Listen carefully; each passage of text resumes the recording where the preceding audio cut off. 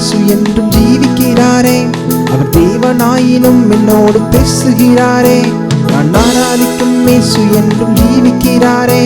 அவர் தேவனாயினும் என்னோடு பேசுகிறாரே. அவர் சிந்தின ரத்தம் மீட்பை தந்தது. அவர் கொண்ட காயங்கள் சுகவாழ்வை தந்தது. அவர் சிந்தின ரத்தம் மீட்பை தந்தது. அவர் கொண்ட காயங்கள் சுகவாழ்வை தந்தது. அவர் என்னோடு இருந்தா ஒரு சேனைக்குள் பாய்வேன். அவர் என்னோடு இருந்தா ஒரு மதில தாண்டுவேன். இயேசு என்னோடு இருந்தா ஒரு சேனைக்குள் பாய்வேன். அவர் என்னோடு இருந்தா ஒரு மதில தாண்டுவேன். நான் ஆராதிக்கும் இயேசு என்றும் ஜீவிக்கிறாரே. அவர் தேவனாயினும் என்னோடு பேசுகிறாரே. நான் ஆராதிக்கும் இயேசு என்றும் ஜீவிக்கிறாரே. அவர் தேவனாயினும் என்னோடு பேசுகிறாரே. சிந்தின ரத்தம் மீட்பை தந்தது. அவர் கொண்ட காயங்கள் சுகவாழ்வை தந்தது. அவர் சிந்தின ரத்தம் மீட்பை தந்தது.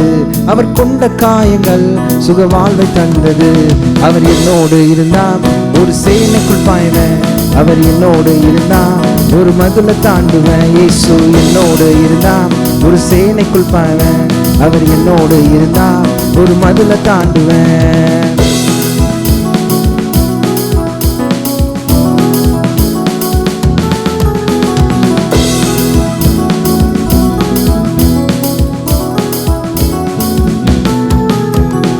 உடைந்து போன என் வாழ்வை சீரமைச்சாரே. அரணான பட்டணம் போல் மாற்றிவிட்டாரே. உடைந்து போன என் வாழ்வை சீரமைச்சாரே. அரணான பட்டணம் போல் மாற்றிவிட்டாரே. சத்துருக்கள் பின்னிட்டு ஓட செய்தாரே. என் எல்லை எங்கிலும் சமாதானம் தந்தாரே. சத்துருக்கள் பின்னிட்டு ஓட செய்தாரே. என் எல்லை எங்கிலும் சமாதானம் தந்தாரே. அவர் செய்த நன்மைய நான் சொல்லி துதிப்பேன். அவர் செய்த நன்மைய நான் சொல்லி துதிப்பேன். அவர் என்னோடு இருந்தா ஒரு சேனைக்குள் பாய்வேன். அவர் என்னோடு இருந்தா ஒரு மதில தாண்டுவேன். இயேசு என்னோடு இருந்தா ஒரு சேனைக்குள் பாய்வேன். அவர் என்னோடு இருந்தா மீண்டுமாக அவர் என்னோடு இருந்தா ஒரு சேனைக்குள் பாய்வேன். அவர் என்னோடு இருந்தா ஒரு மதில தாண்டுவேன். இயேசு என்னோடு இருந்தா ஒரு சேனைக்குள் பாய்வேன். அவர் என்னோடு இருந்தா ஒரு மதில தாண்டுவேன்.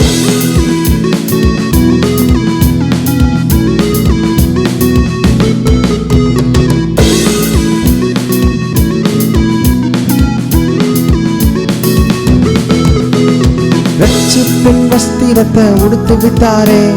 நீதி என்னும் மார்க்கவசம் எனக்கு தந்தாரே. ரட்சிப்பின் வஸ்திரத்தை உடுத்து விட்டாரே. நீதி என்னும் மார்க்கவசம் எனக்கு தந்தாரே. கிருபையை தந்து என்னை உயர்த்தி வச்சாரே. நாவின் மேலே அதிகாரம் வச்சாரே. கிருபையை தந்து என்னை உயர்த்தி வச்சாரே.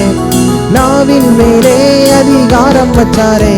அவர் செய்த நன்மைய நான் சொல்லி துதிப்பேன்.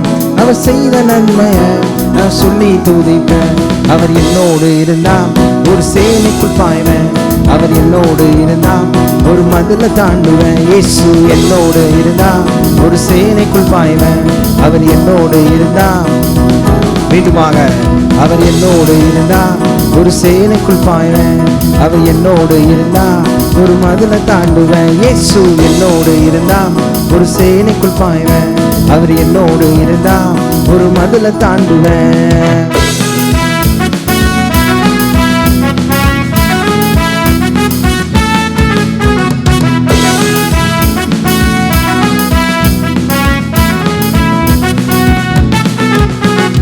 உலர்ந்து போன என் கோலை துளிர்க்க செய்தாரே. ஜீவனற்ற என் வாழ்வில் ஜீவன் தந்தாரே. உலர்ந்து போன என் கோலை துளிர்க்க செய்தாரே. ஜீவனற்ற என் வாழ்வில் ஜீவன் தந்தாரே. சேனையை போல என்னை எழும்ப செய்தாரே. தேசத்தை சுதந்தரிக்கும் பலனை தந்தாரே. சேனையை போல என்னை எழும்ப செய்தாரே. தேசத்தை சுதந்தரிக்கும் பலனை தந்தாரே. அவர் செய்த நன்மைய நான் சொல்லி துதிப்பேன். அவர் செய்த நன்மைய நான் சொல்லி துதிப்பேன். அவர் என்னோடு இருந்தா ஒரு சேனைக்குள் பாய்வேன். அவர் என்னோடு இருந்தா ஒரு மதில தாண்டுவேன். இயேசு என்னோடு இருந்தா ஒரு சேனைக்குள் பாய்வேன். அவர் என்னோடு இருந்தா ஒரு மதில தாண்டுவேன். ஆராதிக்கும் இயேசு என்றும் ஜீவிக்கிறாரே, தேவனாயினும் என்னோடு பேசுகிறாரே. ஆராதிக்கும் இயேசு என்றும் ஜீவிக்கிறாரே, தேவனாயினும் என்னோடு பேசுகிறாரே. சிந்தின ரத்தம் மீட்பை தந்தது, அவர் கொண்ட காயங்கள் சுக வாழ்வை தந்தது. அவர் சிந்தின ரத்தம் மீட்பை தந்தது, அவர் கொண்ட காயங்கள் சுக வாழ்வை தந்தது. அவர் என்னோடு இருந்தா ஒரு சேனைக்குள் பாய்வேன். அவர் என்னோடு இருந்தா ஒரு மதில தாண்டுவேன். இயேசு என்னோடு இருந்தா ஒரு சேனைக்குள் பாய்வேன். அவர் என்னோடு இருந்தா ஒரு மதில தாண்டுவேன். இயேசு என்னோடு இருந்தா ஒரு சேனைக்குள் பாய்வேன். அவர் என்னோடு இருந்தா ஒரு மதில தாண்டுவேன். இயேசு என்னோடு இருந்தா ஒரு சேனைக்குள் பாய்வேன். அவர் என்னோடு இருந்தா ஒரு மதில தாண்டுவேன்.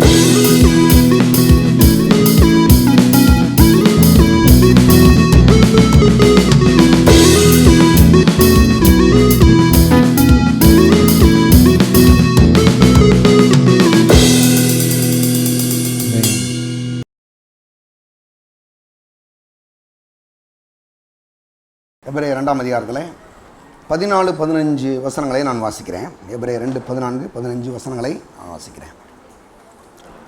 அதனால் பிள்ளைகள் மாம்சத்தையும் இரத்தத்தையும் உடையவர்களாக இருக்க அவரும் அவர்களைப் போல மாம்சத்தையும் இரத்தத்தையும் உடையவரானார்.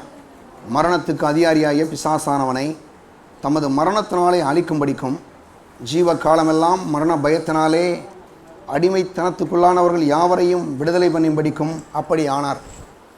ஜெபமெல்லாம். பரலோக பிதாவே, உம்மை ஸ்தோத்திரிக்கிறோம். மனுஷன் அப்பத்தினால் மாத்திரமல்ல, தேவனுடைய வாயிலிருந்து புறப்படுகிற ஒவ்வொரு வார்த்தையினாலும் பிழைப்பான் என்று எழுதியிருக்கிறபடி உடைய வார்த்தையை பரிசுத்த ஆவியானவரை அபிஷேகித்து உடைய பிள்ளைகள் மத்தியில் அனுப்புவீராக. உடைய வசனம் அனுப்பின காரியமாய் வாய்க்கட்டும். இயேசுவின் நாமத்தில் ஜெபிக்கிறோம் பிதாவே, ஆமென். அருமையான தேவனுடைய பிள்ளைகள், வேதம் சொல்லுது, ஆதலால் பிள்ளைகள் மாம்சத்தையும் இரத்தத்தையும் உடையவர்களாக இருக்க அவரும் அவர்களைப் போல மாம்சத்தையும் இரத்தத்தையும் உடையவரானார். மரணத்துக்கு அதிகாரியாகிய பிசாசானவனை தமது மரணத்தினாலே அழிக்கும்படிக்கு ஜீவ காலமெல்லாம் மரண பயத்தினாலே அடிமைத்தனத்துக்குள்ளானவர்கள் யாவரையும் விடுதலையாக்கும்படிக்கும் அப்படி ஆனார். ஏன் ஆண்டவராக இயேசு அவர் சிலுவையிலே மரிக்க வேண்டும்?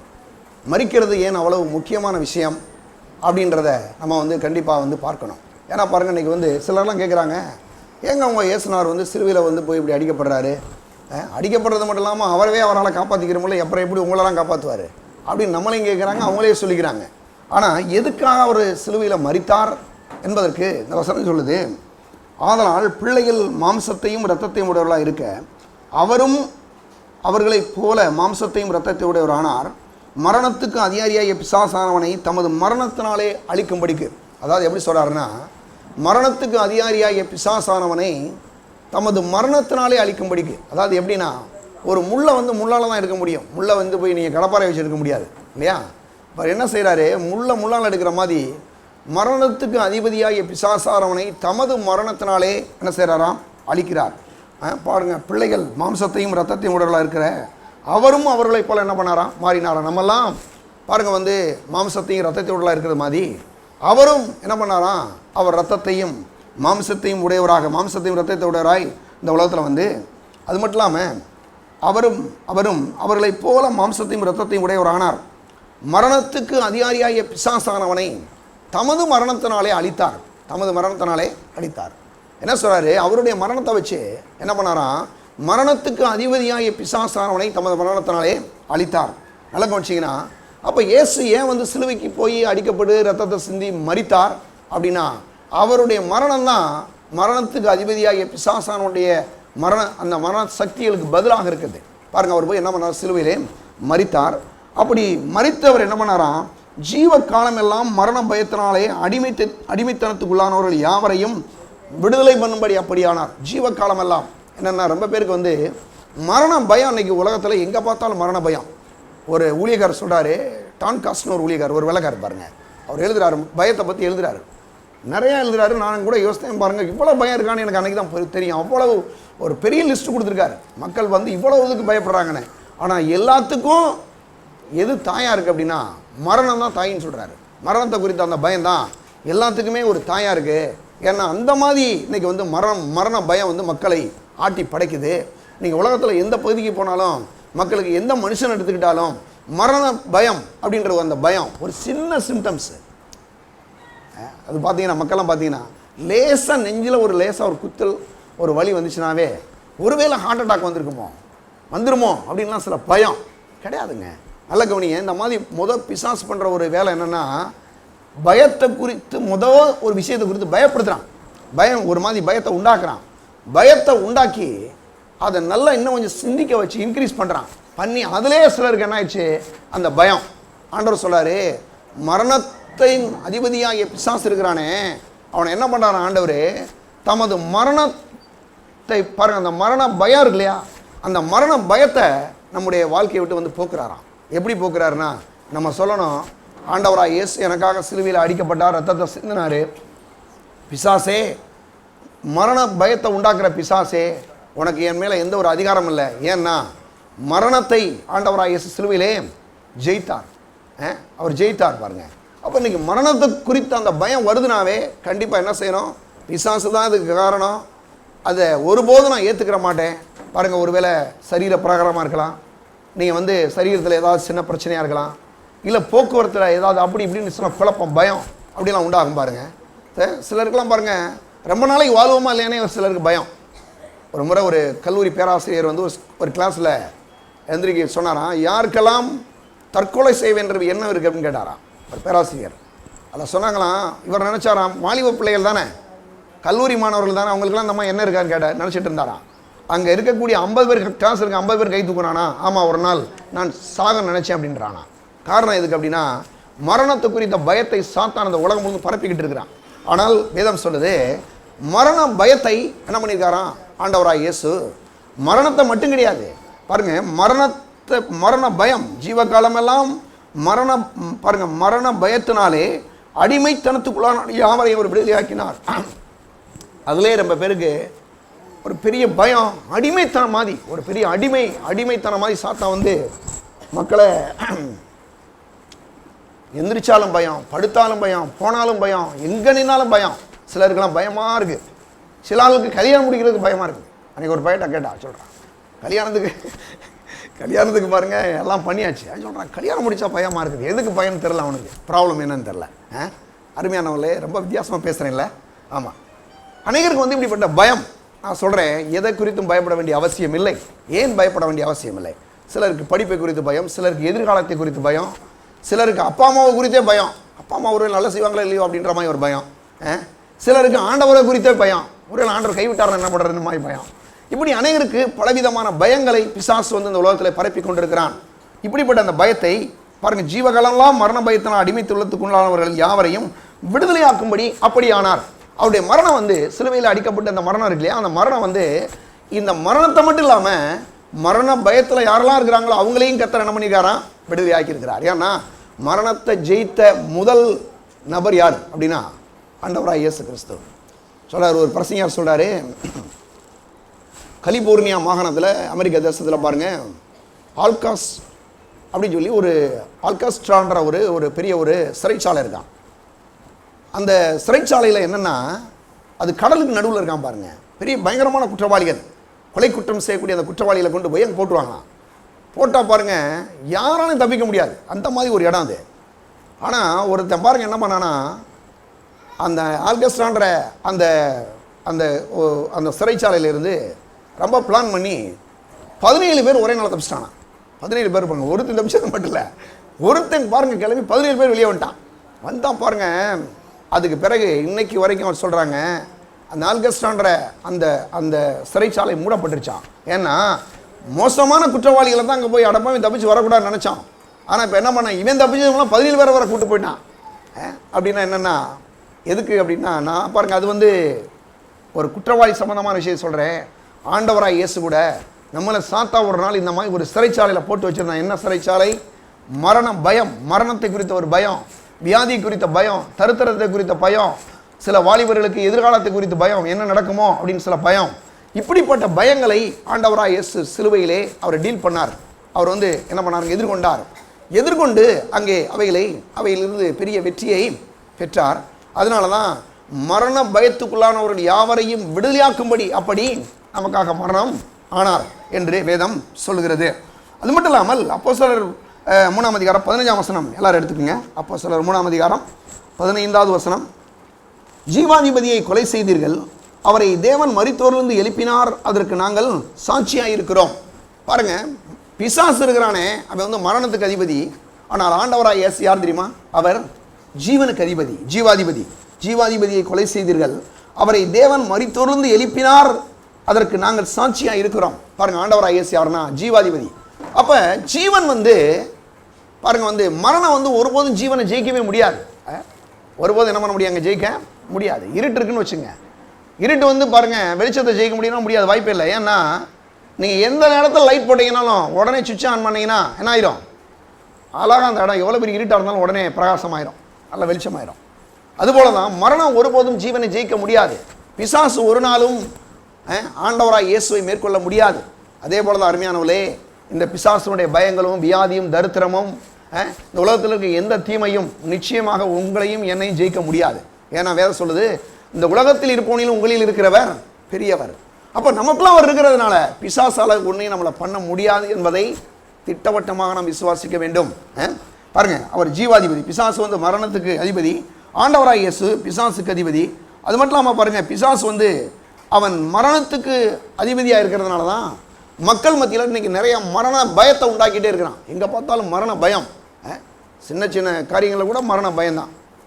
இந்த கொரோனா காலங்களில் மக்களுக்கு நியூஸ் பேப்பரை பார்த்தாவே பயம், அவ்வளோ பயம். பாருங்க, இவர் ஜீவாதிபதி. இந்த உலகத்தில் வந்து பிசாசு எத்தனை வியாதிகளை கொண்டு வரலாம், ஏதாவது பண்ணிக்கலாம், நாம ஒன்றும் மேற்கொள்ள முடியாது, ஒன்றும் செய்யவே முடியாது. ஏன்னா வேற சொல்லுது, மரணத்துக்கு அதிபதியாகிய பிசாசானவனை தமது மரணத்தினால இவர் ஜெயித்தார். நான் சொன்னேன் பாருங்க, இதை தான் சொல்லிகிட்டே இருந்தேன், திரும்ப திரும்ப உட்காந்து வசனத்தெல்லாம் நைட்டில் உட்காந்து சொல்லிட்டு இப்படி படிச்சுட்டே இருப்பேன் பாருங்க. ஏன்னா பாருங்க, அதை குறித்து பயம் தான் இன்னைக்கு பெரிய உள்ள மக்களுக்கு. ஒரு வியாதியை விட வியாதியை குறித்த பயம் இன்னைக்கு வந்து பாருங்க மக்களை வந்து ஆட்டி படைக்குது. அப்போ அந்த பயத்திலிருந்து ஆண்டவராய் இயேசு அற்புதமாக நம்மளை விடுதலை ஆக்கி இருக்கிறார் என்பதை பார்க்கலாம். அது மட்டும் இல்லாமல் மரணத்தை அவர் ஜெயமாக விழுங்கினார் என்றே சொல்லுது. எடுங்க 1 கொரிந்தியர் 15ஆம் அதிகாரம் சீக்கிரம் எடுங்க. 54 வசனத்திலிருந்து 57வது வசனம் வரைக்கும் வாசிக்கிறேன். அழிவுள்ளதாகிய இது அழியாமையும் சாவுக்கு ஏதுவானவை ஆகிய இது சாவாமையும் தரித்து கொள்ளும் போது மரணம் ஜெயமாய் விழுங்கப்பட்டது என்று எழுதியிருக்கிற வார்த்தை நிறைவேறும். மரணமே உன் கூர் எங்கே, பாதாளமே உன் ஜெயம் எங்கே? மரணத்தின் கூர் பாவம், பாதாளத்தின் பலன் நியாயப்பிரமாணம். நம்முடைய கர்த்தராகிய இயேசு கிறிஸ்துவினாலே நமக்கு ஜெயம் கொடுக்கிற தேவனுக்கு ஸ்தோத்திரம். எதில் ஜெயம் கொடுத்துருக்கிறாருன்னா, இந்த மரணத்தின் மேலேயும் மரண பயத்தின் மீது நமக்கு ஒரு பெரிய ஜெயம் இருக்குது. பாருங்க, ஒரு ஜெயத்தை என்ன பண்ணியிருக்காரு? அவர் கொடுத்திருக்கிறார். பாருங்க, அவர் மரணத்தை ஜெயமாக விழுங்கி விட்டாராம். பாருங்க, வந்து இந்த மோசே வந்து பார்த்தீங்கன்னா யாத்திராமத்தில் சொல்லப்பட்டிருக்கு, ஒரு கோலை போடுறான். கோலை போட்டால் பாருங்க அது ஒரு பாம்பாய் வருது. மற்ற மந்திரவாதிகள்லாம் என்ன பண்ணுறான்னா பாருங்க, அவனும் கோலை போடுறான், அதுவும் பாம்பாயிடுச்சு. கொஞ்ச நேரம் கழிச்சு பாருங்க, எல்லா பாம்பும் சேர்ந்து இந்த பாம்பை அடிச்சு போட்டுன்னு பார்த்தா இந்த பாம்பு எல்லா பாம்பையும் விழுங்கிருச்சு. பாருங்க எதை குறிக்குது அப்படின்னா, ஆண்டவராய் இயேசு நான் பாருங்க வெள்ளிக்கிழமை சொன்னேன் இல்லையா, அவர் ஒரு வெங்கல சர்ப்பமாய் அங்கே தூங்கினார் இல்லையா. அவர் என்ன பண்ணாராம், ஒரு சர்ப்பமாகவே தூங்கினார்னா யோவான் 1:29 யோவான் சொல்கிறாரு, அவர் ஆட்டுக்குட்டின்னு சொல்கிறாரு. யோவான் 3:14-15 சொல்கிறாரு, என்ன சொல்கிறாருன்னா அவர் வந்து வெங்கல சர்ப்பன்னு சொல்கிறாரு. என்ன வித்தியாசம்னா, அவர் வந்து உலகத்தை பாவத்தின் சுமந்திருக்கிற தேவாட்டுக்குட்டியாகிய அவர் சர்ப்பமாகவே மாறி என்ன பண்ணார், அந்த மரணத்தை அவர் எப்படி அந்த மோசையினுடைய பாம்பு வந்து மற்ற எல்லா பாம்பையும் விழுங்கிச்சு இல்லையா, அது மாதிரி இந்த உலகத்தில் இருக்கக்கூடிய எல்லா பயங்களையும் எல்லா மரண சக்திகளையும் ஆண்டவராய் இயேசு விழுங்கி விட்டார். அவ்வளோதான், முடிஞ்சு. அதுக்கு வந்து முற்றுப்புள்ளியே வச்சாச்சு. இப்போ இந்த மரண சக்திகளுக்கு நம்ம மீது எந்த ஒரு அதிகாரமும் இல்லை, மரண சக்திகளுக்கு எந்த ஒரு அதிகாரமும் இல்லை என்பதை நான் பார்க்க முடியும். அது மட்டும் இல்லாமல் ஏசாயா 25ஆம் அதிகாரம் சொல்கிறாரு. ஏசாயா 25 எடுங்க 8ஆம் வசனம். அவர் மரணத்தை ஜெயமாக விழுங்குவார், கர்த்தராகிய தேவன் எல்லா முகங்களிலும் இருந்து கண்ணீரை துடைத்து தமது ஜனத்தின் நிந்தையை பூமியில் இராதபடிக்கு முற்றிலும் நீக்கி விடுவார். கர்த்தரே இதை சொன்னார். நல்லா பாருங்க, கர்த்தர் தான் சொன்னார், வேற யாரெல்லாம் சொல்ல. என்ன சொன்னாரா, அவர் மரணத்தை ஜெயமாக விழுங்கி விடுவார், மரணத்தை ஜெயமாக விழுங்கி விடுவார். அப்போ இது வந்து ஒரு ஃபாஸ்ட்டில் சொல்லப்பட்டிருக்கு. உங்களுக்கு டென்ஸ் தெரியும்னு நினைக்கிறேன், காலங்கள் இல்லையா, ப்ரெசண்ட்டு ப்ரெசன்ட்ன்றது ஃபாஸ்ட்டு, ப்ரெசன்ட்டு, ஃப்யூச்சர். அப்போ என்னென்னா பாருங்கள், ஃபாஸ்ட்டில் வந்து எழுதுறாரு, கடந்த காலத்தை பற்றி ஏசாயா சொல்கிறாரு, ஜெயமாக விழுங்குவாருன்னு. ஆனால் நீங்கள் ப்ரெசண்ட்டில் பார்த்தீங்கன்னா இவர் பாருங்கள் சொல்கிறாரு, அதாவது அவர் விழுங்கினார், சிலுவைக்கு போகும்போது விழுங்கினார். கொரிந்தியர் சொல்கிறாரு அவர் விழுங்கி விட்டுட்டார், முடிஞ்சே போச்சு, கதையே முடிஞ்சிருச்சுன்னு சொல்கிறாரு. அப்போ என்னென்னா இன்றைக்கி அந்த மரணத்துக்கு நம்ம மீது எந்த ஒரு அதிகாரமும் கிடையாது, எதை குறித்து பயப்படணும் அவசியமோ இல்லைங்க. அப்போ இன்றைக்கி வந்து அந்த மரண சக்திகளை பாருங்கள் ஜீவாதிபதியாக இயேசு மேற்கொண்டு இருக்கிறார். அவருடைய மேற்கொள்ளுதல், அவருடைய வெற்றி நம்முடைய வெற்றியாக இருக்கிறது. அது மட்டும் இல்லாமல் எடுங்க 2 தீமோத்தேயு 1:10 அப்படியே திருப்புங்க. நம்முடைய கர்த்தராகிய இயேசு, நம்முடைய இரட்சகராகிய இயேசு கிறிஸ்து பிரசன்னமானதினாலே அந்த கிருபை இப்பொழுது வெளிப்படுத்தப்பட்டது. இவர் மரணத்தை பரிகரித்து ஜீவனையும் அழியாமையும் சுவிசேஷத்தினாலே வெளிரங்கமாக்கினார். மரணத்தை என்ன பண்ணாராம்? பரிகரித்தார், டீல் பண்ணார். போய் மரணத்தை பரிகரித்தார். இவர் மரணத்தை பரிகரித்து ஜீவனையும் அழியாமையும் சுவிசேஷத்தினாலே வெளிரங்கமாக்கினார். இன்னைக்கு ஆண்டவராக இயேசு வந்து சிலுவையில் அடிக்கப்பட்டார், இரத்தத்தை சிந்தினார், மரித்தார், உயிரோடு எழுந்து இன்னைக்கு இயேசு ஜீவிக்கிறார் சொல்லும்போது என்ன சொல்கிறேன்னா, இவர் மரணத்தை பரிகரித்தார், ஜீவனையும் அழியாமையும் சுவிசேஷத்தினாலே வெளிப்படுத்தினாராம். இன்னைக்கு எப்படி வந்து இந்த ஜீவனும் இந்த அழியாமையும் வந்து எப்படி வந்து மற்ற மக்களுக்கு போய் சேருன்னா, நம்முடைய சுவிசேஷத்தை அவருடைய ஆண்டவராக இயேசு கிறிஸ்துனுடைய அவர் சிலுவையில் அடிக்கப்பட்டார், இரத்தத்தை சிந்தினார், மரித்தார், 3ஆம் நாளில் உயிரோடு எழுந்தார் என்று நாம் சொல்கிற சுவிசேஷம் இருக்கு இல்லையா, அந்த சுவிசேஷத்தினால தான் இதை செஞ்சாராம். என்ன செஞ்சார்? அவர் வந்து ஜீவனையும் அழியாமையும் சுவிசேஷத்தினாலே வெளிரங்கமாக்கினார். அப்போ இன்னைக்கு ஜீவனும் பாருங்க, அழியாமையும் எங்கே இருக்குன்னா ஆண்டவராக இயேசுக்குள்ளே இருக்குது. இந்த சுவிசேஷத்தை அறிவிக்கும் போது என்ன பலன் வருது பாருங்க. அந்த சுவிசேஷம் அப்படிப்பட்ட வல்லமை உள்ளது. இங்கே வந்திருக்கிற அநேக தேவனுடைய பிள்ளைகளை ஒன்றுமே இல்லாமல் இருந்தவர்களை இன்னைக்கு கர்த்தர் ஆசீர்வதிக்கிறார். ஏன்னா நீங்கள் சுவிசேஷத்தை அறிவிக்கும் போது அந்த சுவிசேஷத்துக்குள்ள அவ்வளோ பெரிய ஒரு வல்லமை இருக்குங்க. இயேசு கிறிஸ்து அவர் சிலுவையில் அடிக்கப்பட்டார், இரத்தத்தை சிந்தினார், மரித்தார், உயிரோடு எழுந்தார். இயேசு கிறிஸ்துவை நீங்கள் ஆண்டவராக ஏற்றுக்கொண்டு சொன்னபோது அந்த ஏற்றுக்கொண்டு வர்றாங்க பார்த்தீங்களா, அந்த ஆளுகளை கடவுள் சாதாரணமான ஆளுகளை தூக்கி எடுத்து மேலே கொண்டு வந்துடுறார். இந்த சுவிசேஷத்தின் மூலமாக அப்படிப்பட்ட மாற்றங்களை ஆண்டவர் உண்டாக்குறார். ஏன்னா அவர் மரணத்துக்கு அதிபதியாகிய சாத்தானை சிலுவையிலே என்ன சார் ஜெயித்தார். பாவம், சாவம், வியாதி, தரித்திரம் எல்லாவற்றையும் இயேசு என்ன பண்ணாருங்க? ஜெயித்திருக்கிறார். அப்போ அந்த சுவிசேஷம் அப்படிப்பட்ட ஒரு வல்லமை உள்ளதாக இருக்கிறது. அது மட்டும் இல்லாமல் உயிர்த்தெழுந்த இயேசு கிறிஸ்து தம்முடைய சீசருக்கு தம்மை வெளிப்படுத்தி காண்பிக்கிறார். அல்ல இந்த ஏன் வந்து 2வது ஒரு பகுதி எடுங்க. அப்போ முதல் பகுதி சொன்னேன் என்னன்னா, அவர் பாவம், சாவம், வியாதி, தரித்திரம் எல்லாவற்றையும் சிலுவையில் என்ன பண்ணாருங்க? சுமந்து தீர்த்து விட்டார். இன்றைக்கி நம்ம தீர்க்க வேண்டிய அவசியம் இல்லை. சரி, இவர் அப்படியே தீர்த்துட்டு போயிருக்கோமா இல்லையா? அப்படியே வந்து தீர்த்துட்டு அவர் பாட்டுக்கு அவர் வந்து அங்கேருந்து பரலோகத்துலேருந்து வந்தார், தீர்த்து முடிச்சுட்டு அவரோட என்ன பண்ணிக்கலாம்? பரலோகத்துக்கு போயிருக்கலாமே. அப்புறம் ஏன் உயிரோட எழுந்த பிறகு திரும்ப ஆண்டவராக இயேசு கிறிஸ்து 40 நாள் இங்கே இருந்து சீசர்களுக்கெல்லாம் போய் பண்ணை தன்னை காமிக்கிறாரு. இது எது காமிச்சார்? 2வது பகுதி அதைத்தான் பார்க்குறோம். முதல் பகுதி அவர் நமக்காக சிலுவையிலே என்ன செய்தார், என்னவெல்லாம் செய்து முடித்தார், அவர் உயிரோட எழுந்தார் என்பதை பற்றி பார்க்குறோம் இல்லையா? பாருங்கள், போய் ஆண்டவராக இயேசு வந்து அந்த வாரத்தின் முதல் நாளாகிய அந்த ஞாயிற்றுக்கிழமை அன்னைக்கு பாருங்கள் என்னது, ஆண்டவராக இயேசுவை அவர் சந்திக்கிறாங்க, ஆண்டவராக இயேசுவை பார்க்குறாங்க. அவரே போகிறாரு, வாண்டடாக போகிறாரு இல்லையா? நேரம் இவங்க ஒன்றும் தேடி போல, இவர் மறித்து உயிரோட இருந்து இவர் வந்து ஒருத்தர் தேடி போகிறாரு. என்னென்னா 2 பாட்டு தான். ஒரு பாட்டு என்னென்னா, அவர் நமக்காக சிலுவையிலே செய்து எல்லாவற்றையும் செய்து முடித்து விட்டார். ஆனால் நம்ம அவருக்காக ஏதோ ஒன்று செய்யணும். அதுதான் அவருடைய அடுத்த செகண்ட் கோல். முதல்ல பாருங்கள், உங்களுக்கு தெரியும், இந்த ஃபுட்பால் கேம் விளாட பார்த்துருக்கீங்களா? நான் விளாண்டுருக்கேன், எனக்கு ரொம்ப பிடிக்கும். டிஸ்ட்ரிக்ட் லெவலில் மதுரையில் வந்து விளாண்டுருக்கிறேன். அந்த கோல் பால் போயிட்டு இருக்கும்போது பார்த்தீங்கன்னா, பால் போகும்போதே பாருங்கள் கரெக்டாக இன்னொருத்த பாஸ் பண்ணிடணும், இல்லைன்னா போச்சு, இன்னொருத்த உள்ளே வந்துடும், அடுத்த ஆப்டர் டீம் வந்து உள்ளே வந்துடும். 2 பக்கத்துலையும் சேர்த்திங்கன்னா ஒரு 22 பேர் ஆடுவான். படாத அந்த ஒரு பால் படாத பாடுபடும். இந்த மாதிரி இந்த உங்களுக்கு பார்த்தீங்கன்னா இந்த பிசாசு இருக்கிறானே, அவன் ஆண்டவராக இயேசு அடித்து நொறுக்கி விட்டார், எல்லாத்தையும் ஒன்றுலாமாக்கிட்டார். ஆனால் நல்லா நீ கவனிச்சுக்கிட்டிங்கன்னா, ஆண்டவராக இயேசு வந்து அந்த அடித்து பிசாசை ஒன்றுமில்லாமல் நொறுக்கி விட்டார். அவர் 3ஆம் நாளில் உயிரோடு எழுந்திருக்கிறார். உயிரோடு எழுந்த விஷயத்தை போய் இயேசு சிலுவையில் மரிக்கிற விஷயத்தை போய் சொல்கிறார். இயேசு மரிக்க போகிறேன்ற பற்றி சொல்கிறார். ஆனால் இயேசு உயிரோட எழுந்த பிறகு திரும்ப போகிறார். ரொம்ப ஆச்சரியமான விஷயம். இயேசு அவர் உயிரோட பாருங்க, அந்த 3.5 வருஷம் ஊழியங்களில் தன்னுடைய சீசர்கள் சொல்கிறாரு, நான் வந்து எருசலேமுக்கு போய் அங்கே வந்து சிலுவையில் அடிக்கப்பட்டு மரிக்க போகிறேன், மரித்து 3ஆம் நாள் எழுந்திருப்பேன்னு சொல்லிட்டார். ஆனால் எழுந்த பிறகு உங்களெல்லாம் தனியாக வந்து நான் சந்திப்பேன்னு ஒன்று சொல்லலை அவர். அப்படி ஒன்று சொன்ன மாதிரி தெரியல இல்லையா? ஆனால் அவர் சந்திக்கிறாரு. எப்படி சந்திக்கிறாரு? அடுத்து இவங்களுக்கு 40 நாள் இருக்கிறாரு இந்த உலகத்தில் இருக்கிற உயிரோட எழுந்த பிறகு.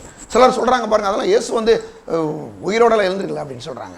ஆனால் வேத வல்லுநர் சொல்கிறாங்க, அவர் உயிரோட எழுந்து பரலோகத்துக்கு போனது 500 பேர் பார்த்தாங்களாம். 500 பேர் பார்த்ததாக சரித்திர வல்லுநர்கள் சொல்கிறாங்க இல்லையா?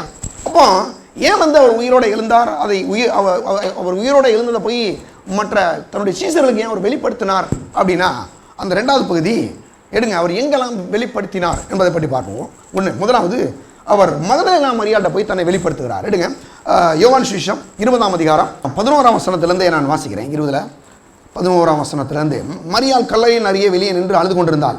அப்பொழுது அழுது கொண்டிருக்கையில் அவர் குனிந்து கல்லறைக்குள்ளே பார்த்து, இயேசுவின் சரீரம் வைக்கப்பட்டிருந்த இடத்திலே வெள்ளுடை தரித்திருந்த 2 தூதர்களை தலைமாட்டிலும் ஒருவன் கால்மாட்டிலும் ஒருவன்மாக உட்கார்ந்திருக்கிறதை கண்டாள். அவர்கள் அவளை நோக்கி, ஸ்திரியே, ஏன் அழுகிறாய் என்றார்கள். அதற்கு அவள், என் ஆண்டவரை எடுத்துக்கொண்டு போய்விட்டார்கள், அவரை வைத்த இடம் எனக்கு தெரியவில்லை என்றாள். இவைகளை சொல்லி பின்னாக திரும்பி இயேசு நிற்கிறதை கண்டாள். ஆனாலும் அவரை இயேசு என்று அறியாதிருந்தாள். இயேசு அவளை பார்த்து, ஸ்திரியே, ஏன் அழுகிறாய்? யாரை தேடுகிறாய் என்றார். அவள் அவரை தோட்டக்காரர் என்று எண்ணி, ஐயா, நீர் அவரை எடுத்துக்கொண்டு போனதுண்டானால் அவரை வைத்த இடத்தை எனக்கு சொல்லும், நான் போய் அவரை எடுத்துக்கொள்ளுவேன் என்றாள். இயேசு அவளை நோக்கி, மரியாளே என்றாள். அவள் திரும்ப பார்த்து, ரபுனி என்றாள். அதற்கு போதகரே என்று அர்த்தமாம். இயேசு அவளை நோக்கி, என்னை தொடாதே, நான் இன்னும் என் பிதாவினிடத்துக்கு ஏறி போகவில்லை. நீ என் சகோதரத்திற்கு போய், நான் என் பிதாவிடத்திற்கும் உங்கள் பிதாவிடத்திற்கும் என் தேவனிடத்திற்கும் உங்கள் தேவனிடத்திற்கும் ஏறி போகிறேன் என்று அவர்களுக்கு சொல் என்றாள். மகதலேனா மரியாள் போய் தான் கர்த்தரை கண்டதையும் அவள் தன்னுடனே சொன்னவைகளையும் சீசருக்கு அறிவித்தாள். நல்லா கவனிங்களேன். இயேசு சந்திக்கிறா. ஞாயிற்றுக்கிழமை அன்னைக்கு இயேசு உயிரோட எழுந்துட்டார். உயிரோட எழுந்தோன்னே இந்த அம்மா எங்கே பண்ணுறாங்கன்னா, நேராக போய் அவரை வச்ச அந்த கல்லறையில் போய் பார்க்குறாங்க. கல்லறையில் போய் பார்த்தா அங்கே அவர் இல்லைன்னு அங்கே யாரும் இருக்கார்? 2 தேவதூதர்கள் இருக்காங்க. ஒருத்தன் கால் மாட்டத்துலையும் ஒருத்தன் தலைமாட்டிலையும் ஒருத்தன் கால் மாட்டிலையும் நிற்கிறான்.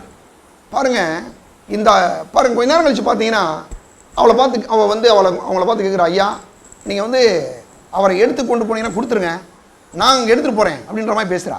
உடனே அந்த இடத்துல பாருங்கள் இயேசு வருகிறார். இயேசு கேட்குறாரு, யாரை தேடுற? ஏன் அழுகிற? நம்ம பேருக்கு பாருங்கள், அழுகிற வேலையே ஒரு பெரிய வேலை. எதுக்கு எடுத்தாலும் அழுகிறது பாருங்கள். நான் சொல்கிறேன், தேவனுடைய பிள்ளையிலே, அழுது ஏதாவது வாங்க நினச்சிங்கன்னா ரொம்ப தப்பு. நிறைய பேர் சொல்லுவாங்க பாருங்கள், நீங்கள் அழுதா கிடச்சிரும். ஏசு சொல்கிறாரு, ஏன் அழுகிற? எதுக்கு அழுகிற? அழுதாமலாம் இயேசுனார் வந்து நீ வந்து உங்கள் வீட்டுக்கு வந்துடுவார். அப்படி கிடையாது. அழுகிறலாம் முதல்ல நிப்பாட்டு, ஸ்டாப் பண்ண. ஏன் அழுகிறாய் அப்படின்னு சொல்லி கேட்குறாரு. உடனே பாருங்கள், அந்த அம்மா சொல்கிறாங்க பாருங்கள், இயேசு நீர் அவரை நோக்கி எடுத்துக்கொண்டு போனால் இயேசு அவளை பார்த்து, ஸ்திரியே, ஏன் அழுகிறாய்? யாரை தேடுகிறாய் என்றாள். அவள் அவரை தோட்டக்காரர் என்று எண்ணி, ஐயா, நீர் அவரை எடுத்துக்கொண்டு போனதுண்டானால் அவரை வைத்த இடத்தை எனக்கு சொல்லும், நான் போய் அவரை எடுத்துக்கொள்வேன் என்றாள். சொல்கிறேன், நீங்கள் தோட்டக்காரர், அவரை வந்து என்ன நினச்சிட்டா, அந்த அம்மா தோட்டக்காரர் நினச்சிட்டு அவரை வச்ச இடம் எதுன்னு சொல்லுங்கள், நான் போய் எடுத்துக்கிறேன். அதெல்லாம் பாருங்கள், ஒரு பெண்ணுக்கு என்ன மாதிரி தைரியம் பார்த்தீங்களா? நம்ம ஊரில் சுடுகாட்டு பக்கம் போனாவே 1008 பிரச்சனை. ஐயோ, ஒருவேளை அங்கே இருக்கிற பிசாசு ஓடி வந்துடுமோ, அங்கே ஏதாவது நின்றுச்சுன்னா என்ன? ஆனால் இந்த அம்மா தைரியமாக சுடுகாட்டுக்கு போய், கல்லறை தோட்டத்துக்கு போய், ஒரு லேடி பாருங்கள், போய் அவரை வைத்த இடம் நீங்கள் சொல்லுங்கள், நான் எடுத்துகிட்டு போகிறேன். நல்ல கவனிங்க, இயேசு கிட்டத்தட்ட ஒரு 70 to 80 கிலோ வெயிட் இருக்கும் ஒரு நார்மல் மேன். நீங்கள் வச்சிங்கன்னா, ஏற்கனவே குட் ஃப்ரைடேல சொன்னேன் இல்லையா, ஒரு ஆதாமுக்கு பிறகு ரொம்ப அழகாக உண்டாக்கப்பட்டது இயேசு தான். குறைஞ்சபட்சம் ஒரு நார்மல் வெயிட் வந்து கிட்டத்தட்ட ஒரு 70 to 80 கிலோ இருக்கணும். இது வந்து நார்மலாக. அப்போ இயேசு கிறிஸ்து மறிச்சிட்டாரு. மறிச்சோன்னா அவர் பாருங்கள், இப்போ செத்து போன பிறகு என்ன ஆயிரும்? போனால் வெயிட் ஆகுமா இல்லையா? அது தூக்கு நாளுகள் தான் தெரியும். நான் தூக்குனதில் இது மாதிரி எனக்கு தெரியல. அதனால சொல்லுவாங்க பாருங்கள், என்ன சொல்லுவாங்கன்னா, ஐயோ ஓவர் வெயிட்டாக இருக்குது பாஸ்டர். ஏன்னா நான் போய் இந்த சில இடங்களுக்கு போகும்போது ஜோம் பண்ணி நான் தான் அடக்கம் பண்ணுறேன் இல்லையா, தூக்கிட்டு வந்து அந்த பெட்டியெல்லாம் உள்ளே இறக்குவாங்க, படாபாடு போடுவாங்க. ஏன்னா அவ்வளோ வெயிட் ஆயிரும். எதுக்கு இதை சொல்கிறேன் அப்படின்னா, ஒரு லேடி பாருங்கள், ஒரு நார்மல் லேடி, ஒரு பெண்ணு போய் 70-80 கிலோ வெயிட் வந்து உயிரோடு இருக்கும்போதே இருக்குன்னா, அது செத்து போன பிறகு இன்னும் அதிகம் நல்ல வெயிட் இருக்கும். ஆனால் இந்த அம்மா என்ன சொல்கிறாங்க, அவரை வைத்த இடத்த நீங்கள் சொன்னீங்கன்னா நான் எடுத்துகிட்டு போயிடுவேன்றாங்க. இதெல்லாம் சாதாரண விஷயமா? இது என்ன சும்மா ஒரு அது என்னது ஏதாவது ஒரு சின்ன குட்டியை அதை ஏதாவது தூக்கிட்டு போகிறதுக்கு? இயேசு எடுத்துகிட்டு போகிறேன்னு நினைக்கிறாங்க. ஏன்னா காரணம் அவ்வளவு ஆண்டவராக இயேசுவின் மீது ஒரு அன்பு நமக்கு மகதலேனா மரியாளுக்கு. இன்னும் சில வேத வல்லுநர் சொல்கிறாங்க, ஏன் இயேசு உயிரோடு இருந்த பிறகு முதலாவது பெண்களுக்கு வெளிப்பட்டார், மகதலேனா மரியாதை ஏன் வெளிப்பட்டார்னு கேட்குறாங்க. இது என்ன முக்கிய காரணம்னா, முதல் மனுஷனாய ஆதாமுடைய மனைவி தான் முதல் பாவம் செஞ்சா, பாவத்துக்குள்ள உள்ள தள்ளனா. அதில் இருந்தே இந்த பெண்களை கண்டாவே நம்ம ஊரில் ஒரு மாதிரியான ஒரு டீலிங். அந்த மாதிரி இன்னைக்கு வந்து பாருங்கள், ஒரு பெண்களை நம்ம எடுத்துக்கிற போது இந்த மகதலேனா மரியாள் வந்து ரொம்ப தைரியமாக அந்த இதை எடுத்துகிட்டு போகிறேன்ற அளவுக்கு சொல்கிறாங்க இல்லையா. அதுக்கு என்ன காரணம்னா, ஏவாள் வந்து பாவம் செஞ்ச பிறகு இந்த பெண்களுக்கு வந்து முதலாவது வெளிப்பட்டக்கூடிய முக்கிய காரணமே என்ன அப்படின்னா, அவருடைய அடிமைத்தனத்திலிருந்து இயேசு வந்து முழுவதுமாக விடுவித்திருக்கிறார். நீங்கள் பெரிய அளவில் பார்த்தீங்கன்னா சபையினாலும் சரி, சினிமா தியேட்டர்னாலும் சரி, என்ன காரியங்கள் எங்கள் பெண்கள் கூட தான் அதிகம் இருக்குது. என்ன காரணம்னா, பெண்களுக்கு ஒரு பெரிய ப்ராப்ளம் இருக்குது.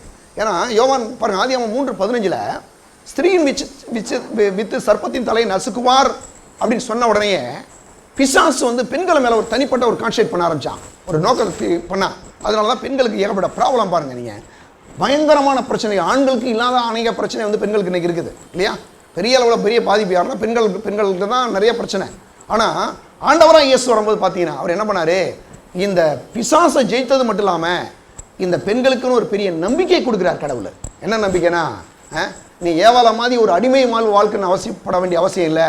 என்னது, உன்னை மீட்டெடுத்திருக்கிறேன். நீ வந்து என்ன பண்ண முடியும், வெற்றியாக அந்த உலகத்தில், ஆசீர்வாதமாக அந்த உலகத்தில் ஒரு அடிமையாக கிடையாது, நீ பிள்ளையாக வாழலாம் என்று சொல்லி அங்கே தரிசனமாகிறார். தரிசனமாகிறது மட்டும் கிடையாதுங்க, இன்னொரு விஷயத்தை சொல்கிறேன். அவள் போய் சுவிசேஷத்தை அறிவிக்கிறாள். இயேசு கிறிஸ்து உயிரோடு எழுந்தாள்னு சொல்லி போய் அறிவிக்கிறாள். எனக்கு அந்த சுவிசேஷத்தை அறிவிக்கும்படியாக இயேசு மகதலேனா மரியாளுக்கு வெளிப்படுகிறார். ரெண்டாவது, தோமாவுக்கு வெளிப்படுத்துகிறார். இந்தியாவை குறித்து கர்த்தருக்கு ஒரு பெரிய அன்பு பாருங்கள். இந்திய தேசத்தில் பாருங்கள், பைபிளில் ஒரே ஒரு இடத்துல மட்டும் இந்தியான்ற பேர் வருது, எஸ்தர் சரித்திரத்தில். அதுக்கு பிறகு நீங்கள் பார்த்தீங்கன்னா இந்தியாவுக்குன்னு சொல்லி ஒரே ஒரு 12 சீசனில் ஒரு ஆள் அனுப்பியிருக்கார் பாருங்கள், தோமாவை. அந்த ஆள் யாருன்னா சந்தேகம் பிடிச்ச மனுஷன் பாவம். நம்ம ஊரில் கூட பாருங்கள், சின்ன திடீர்னு ஏதாவது சுவிதை வச்சோன்னா சந்தேகம், ஏசு நாட்டை வந்தால் கொடுத்துருவாரா என்னையே கேள்வி கேட்பாங்க. நீங்கள் வாங்க, நல்லா இருக்கலாம், நல்லா இருந்துருவோமா, நாங்கள் நீங்கள் சொன்னாப்புல ஆயிருமா, நான் சொல்கிறத நீங்கள் கேட்டாவே நீங்கள் நல்லா ஆயிடுவீங்க. ஏன்னா இதுக்குள்ள அவர் நான் சொல்கிறனால இல்லை, இந்த சுவிசேஷத்துக்குள்ள அவ்வளோ பெரிய ஒரு வல்லம் இருக்குது இல்லையா. தோமாவை பற்றி பார்க்கும்போது 20ஆம் அதிகாரம், அதே அதிகாரத்தை எடுங்க, யோவான் 20 சீக்கிரமாக எடுத்துக்கொள்ளுவான். 20ஆம் அதிகாரத்தில் யோவான் 20 அங்கே சொல்கிறார், 26 29 வசனம் வரைக்கும் நான் வாசிக்கிறேன். அங்கே சொல்லும்போது, மறுபடியும் 8 நாளைக்கு பின்பு அவருடைய சீசர்கள் வீட்டுக்குள்ளே இருந்தார்கள். தோமாவும் அவரோடு கூட இருந்தான். கதவுகள் பூட்டப்பட்டிருந்தது. அப்பொழுது இயேசு வந்து நடுவே நின்றான். உங்களுக்கு சமானம் என்றார். பின்பு அவர் தோமாவை நோக்கி, நீ உன் விரலை இங்கே நீட்டி என் கைகளையும் உன் கையை நீட்டி என் விழாவிலே போடு, அவிசுவாசியேறாமல் விசுவாசியாக இரு என்றார். தோமா அவருக்கு பிரதியுத்தரமாக, என் ஆண்டவரே, என் தேவனே என்றான். அதற்கு இயேசு, தோமாவே, நீ என்னை கண்டதினால் விசுவாசித்தாய், காணாதிருந்தும் என்னை விசுவாசிக்கிறவர்கள் பாக்கியவான்கள் என்றார். இந்த புத்தகத்தில் எழுதிடாத வேறு அநேக அற்புதங்களும் இயேசு தமது சீசர்களுக்கு முன்பாக செய்தார். இயேசு தேவனுடைய குமாரனாகிய கிறிஸ்து என்று நீங்கள் விசுவாசிக்கும்படியாகவும் விசுவாசித்து அவருடைய நாமத்தினாலே நித்திய ஜீவனை அடையும்படியாகவும் இவைகள் எழுதப்பட்டிருக்கிறது. ஏன் எழுதப்பட்டிருக்கு, ஏன் பைபிள் எழுதப்பட்டிருக்கு, ஏன் இதெல்லாம் சொல்லியிருக்கிறாங்க. பைபிள் வந்து சும்மா ஏதோ ஒரு டெக்ஸ்ட் புக் மாதிரி கிடையாது. இதுதான் பாருங்க, நம்ம சீவ புஸ்தகம். நான் உட்காந்து படிச்சுட்டே இருப்பேன் பாருங்க, இதான் எனக்கு வேலையே. இயேசு கூட வராது, அதை நான் சொல்கிறேன் பாருங்க. சொல்கிறான், அவரை நான் தொட்டு அவருடைய விழாவிலே கையை போட்டா முடிய நான் வந்து நம்ப முடியாது. இயேசு இவனுக்காகவே, நான் நினைக்கிற தோமாவுக்காக கிடையாது, நமக்காக நினைக்கிறேன். நமக்காகவே தோமாவை பிடிச்சி 8 நாளைக்கு பின்னால் போய் அவனை சந்திச்சிங்கப்பா, நீ கண்டு விசுவாசிக்கிறாய், காணாதது என்னை விசுவாசிக்கிறவர்கள் பாக்கியவான்கள் அப்படின்னு சொல்லி அவனுக்கு தன்னை வெளிப்படுத்துகிறார். 31ஆம் வசனத்தில், இயேசு தேவனுடைய குமாரனாகிய கிறிஸ்து என்று நீங்கள் விசுவாசிக்கும்படியாகும், விசுவாசித்து அவருடைய நாமத்தினாலே நித்திய ஜீவனை அடையும்படியாகவும் இவை எழுதப்பட்டிருக்கு. என்ன செய்தான், ஏன் வந்து இதான் பைபிள் எழுதி வச்சிருக்காரு ஆண்டவரே அப்படின்னா, இயேசு தேவனுடைய குமாரனாகிய கிறிஸ்து என்று நீங்கள் விசுவாசிக்கும்படியாகும். நம்ம எத்தனை பேர் இயேசு தேவனுடைய குமாரன் என்று விசுவாசிக்கிறோம்? எல்லாரும் கண்டிப்பாக நாம் இயேசு கிறிஸ்துவை தேவனுடைய குமாரன் என்று என்ன பண்ணுறோம், விசுவாசிக்கிறோம். அது மட்டும் இல்லாமல் அவருடைய நாமத்தினாலே நித்திய ஜீவனை அடைய முடியாது. விசுவாசிக்கிறோம் என்ன பலன்னா, நித்திய ஜீவன், எட்டர்னல் லைஃப், ஒரு முடிவில்லாத ஒரு வாழ்க்கை. பாருங்க, அதை அடையும்படிக்கும் இவை எழுதப்பட்டிருக்கான். எதுக்குன்னா, நாம் நித்திய ஜீவனை பெறும்படி, ஆவியிலே, ஆத்மாவிலே, சரீரத்தில், கையின் பிரயாசங்களில் நாம் ஆசீர்வதிக்கப்படும்படியாக இவைகள் எழுதப்பட்டிருக்கிறது என்பதை பார்க்கிறோம். அதனால தான் பாருங்க, இயேசு வந்து 40 நாட்கள் இங்கே இருந்து என்ன பண்ணுறாருங்க, அவர் தன்னுடைய சீசர்களுக்கு தன்னை வெளிப்படுத்தி கொண்டே இருக்கிறார். அப்போ எதுக்கு அப்படின்னா, மனம் திரும்பாத ரட்சிக்கப்படாத மக்கள் இன்னைக்கு ஆண்டவராக இயேசுவை என்ன பண்ணணும்? ஆண்டவராக ஏற்றுக்கொள்ள வேண்டும் என்று அவர் விரும்புகிறார். அது மட்டும் இல்லாமல் அதைத்தான் பாருங்க இன்னைக்கு நாமளும் செய்யணும். எடுங்க, மூணாவது பேதுருவுக்கு தம்மை வெளிப்படுத்தி காண்பிக்கிறார். எடுங்க 21ஆம் அதிகாரம், அப்படியே யோவான்ல அப்படிங்க வச்சுக்கோங்க. 21 அங்கே 1 to 14 வரைக்கும் பார்க்குறேன். இவைகளை பின்பு இயேசு திபேரியா கடல் நதியிலே மறுபடியும் சீசருக்கு தம்மை வெளிப்படுத்தினார். வெளிப்படுத்தின பிரமானது சீமோன் பேதுருவும் தியுதிமு எனப்பட்ட தோமாவும் கலிலேயா நாட்டிலான கானா ஊரானாகிய நாத்தான்வேலும் செபெதேயுவின் குமாரரும் அவருடைய சீசரும் வேறு 2 பேரும் கூடி இருக்கும்போது சீமோன் பேதுரு மற்றவர்களை நோக்கி, மீன் பிடிக்கப் போகிறேன் என்றான். அதற்கு அவர்கள், நாங்களும் உம்மோடு கூட வருகிறோம் என்றார்கள். அவர்கள் புறப்பட்டு போய் உடனே படவேறினார்கள். அந்த ராத்திரியிலே அவர்கள் ஒன்றும் பிடிக்கவில்லை. நல்லா கவனிங்களேன். இயேசு போய் அவர் உயிரோட போன, அவர் உயிர் தெழுந்துட்டாரு, அவர் சிலுவையில் அடிக்கப்பட்டாரு, இனிமேல் வருவாரா வரமாட்டாருன்னு ஒரு சந்தேகம் பேதுருவுக்குமே. அப்படி இருந்தபோது டக்குன்னு என்ன பண்ணிட்டான்னா, படகு எடுத்துட்டு மீன் பிடிக்க போயிட்டான். சாப்பாடு போட்டு 3 வருஷம் பார்த்துக்கிட்டார் இயேசு. இப்போ திடீர்னு அவர் ரோடு போயிட்டாருன்னா யார் சாப்பாடு போடுவா? அந்த மாதிரி படகு எடுத்துட்டு கிளம்பிட்டான். கிளம்பின உடனே என்னாச்சு தெரியுமா உங்களுக்கு? ஒரு மீன் கூட கிடைக்கல. ஏற்கனவே ஆரம்பிச்ச மாதிரியே, ஏற்கனவே பிடிக்கும் போது பார்த்தீங்கன்னா ஆரம்பத்தில் ஒரு மீன் கூட கிடைக்காம அதே மாதிரி ஆயிடுச்சு. கடைசி இயேசு பாருங்க உன்னை தேடி வர்றாரு, தன்னை வெளிப்படுத்துகிறார். பாருங்க எப்படி வெளிப்படுத்தினார் பாருங்களேன். அவர் 9ஆம் வசனத்தில் 8ஆம் வசனம், மற்ற சீசர்களும் கரைக்கு ஏறக்குறைய 200 இல்லை அதுக்கு முன்னாலே கூட வரலாம். இயேசு அவர்களை நோக்கி, பிள்ளைகளே, புசிக்கிறதுக்கு ஏதாயிலும் உங்களிடத்தில் உண்டா என்றார். அதற்கு அவர்கள் ஒன்றும் இல்லை என்றார்கள். அப்பொழுது அவர் படவில், நீங்கள் படவுக்கு வலதுபுறமாக வலையை போடுங்கள், அப்பொழுது உங்களுக்கு அகப்படும் என்றார். அப்படியே அவர்கள் போட்டு திரளான மீன்கள் அகப்படுவதனாலே அதை இழுக்கக்கூடாது மாட்டாது இருந்தார்கள். ஆதலால் இயேசுக்கு அன்பாக இருந்த சீசன் பேதுருவை பார்த்து, அவர் கர்த்தர் என்றான். அவர் கர்த்தர் என்று சீமோன் பேதுரு கேட்டவுடனே தான் வஸ்திரமில்லாமல் இருந்தபடியால் தான் மேட்சத்தை கட்டி கொண்டு கடலிலே குதித்தான். நல்லா பாருங்க, ரொம்ப ஒரு அன்பான ஆளு தான் பேதுரு. நல்ல ஒரு அன்பான மனுஷன் தான். ஆனால் அவனுக்கு என்ன செய்யறது? இயேசு போயிட்டாரேன்னு ஒரு கலக்கம். சில நேரங்களில் பாருங்க, நமக்கே ஆண்டவருடைய பிள்ளை தான் நம்ம, சில பிரச்சனைகள் வரும்போது என்ன ஆயிருதுன்னா, ஆண்டவர் நம்ம கூட இருக்காரா இல்லையா, ஒருவேளை நம்மளை விட்டுட்டு போயிட்டாரா, யார் நமக்கு சப்போர்ட் பண்ணுவா, இதெல்லாம் சில கேள்விகள் ஏற்படுது. ஆனால் ஆண்டவர் என்ன பண்ணுறாரு? அவனை தேடி வர்றாரு. என்ன பண்ணுறாரு பார்த்தீங்கன்னா, இப்போ நீ திரும்பியும் மலையை போடுன்றாரு. மலையை போட்டால் மீன்கள் கிடைக்குது. கேட்ட உடனே கிடைச்சா பாருங்கள், கரையில் இவங்க பார்க்குறாங்க, நல்ல என்னது மீன்லாம் பாருங்கள் இருக்குதாங்க. அங்கே பாருங்கள் சொல்லப்பட்டிருக்கு, மற்ற சீசர்களுங்க வந்தாங்க. அவர் கரையில் இறங்கின போது கரி நெருப்பு போட்டிருக்கிறதை, அதன் மேல் மீன் வைத்திருக்கிறதையும் அப்பத்தையும் கண்டார்கள். இயேசு அவரை நோக்கி, நீங்கள் இப்பொழுது பிடித்த மீன்களையும் சிலவற்றை கொண்டு வாருங்கள் என்றார். சீமோன் பேதுரு படவிலே ஏறி 153 பெரிய மீன்களால் நிறைந்த வலையை கரையில் இழுத்தான். இத்தனை மீன்கள் இருந்தும் வலை கிளியவில்லை. இயேசு அவரை நோக்கி, வாருங்கள் போஜனம் பண்ணுங்கள் என்றார். அவரை கர்த்தர் என்று நீங்கள் சீஷர்கள் அறிந்தபடினால் அவர்கள் ஒருவனும் நீர் யார் என்று கேட்க துணியவில்லை. அப்பொழுது இயேசு அப்பத்தையும் மீனையும் எடுத்து அவர்களுக்கு கொடுத்தார். இயேசு மரித்தோரிலிருந்து எழுந்த பின்பு தம்முடைய சீஷர்களுக்கு அளித்த தரிசனங்களில் இது 3வது தரிசனம். வெளிப்படுறாரு. வெளிப்பட்டால் எதுக்கு வெளிப்படுறாரு அப்படின்னா, மீன் பிடிக்கிறதுக்காக உன்னை 3.5 வருஷம் நான் கூட வைக்கல. நீ எங்கே போனோம்? சுவிசேஷத்தை போய் சொல்லணும். உன்னை நம்பி இந்த மக்கள்லாம் இருக்கிறாங்க, அவங்களுக்கு இந்த ஆண்டவரை பற்றி நீ சொல்லணும்னு சொல்லி ஆண்டவர் என்ன பண்ணுறாரு? அவர்களுக்கு தன்னை வெளிப்படுத்துகிறார். இயேசு உயிரோடு எழுந்த பிறகு இயேசு வெளிப்படுத்துகிறாரு. வெளிப்படுத்தினது மட்டும் இல்லாமல் அடுத்து கேட்குறாரு 15ஆம் வசனத்தில், அவர்கள் போஜனம் பண்ண பின்பு இயேசு சீமோன் பேதுருவை நோக்கி, யோனாவின் குமாரனாகிய சீமோனே, இவர்களில் அதிகமாய் என்னிடத்தில் அன்பாய் இருக்கிறாயா என்றார். அதற்கு அவன், ஆம் ஆண்டவரே, உம்மை நேசிக்கிறேன் என்பதை நீர் அறிவீர் என்றான். அவர், என் ஆட்டுக்குட்டியை மேய்ப்பாயாக என்றார். நல்லா போனீங்களேன், என் ஆட்டுக்குட்டியிலே மேய்க்கிறதுனா எனக்கு இந்த சண்டே ஸ்கூல் ஊழியெல்லாம் செய்கிற மாதிரி.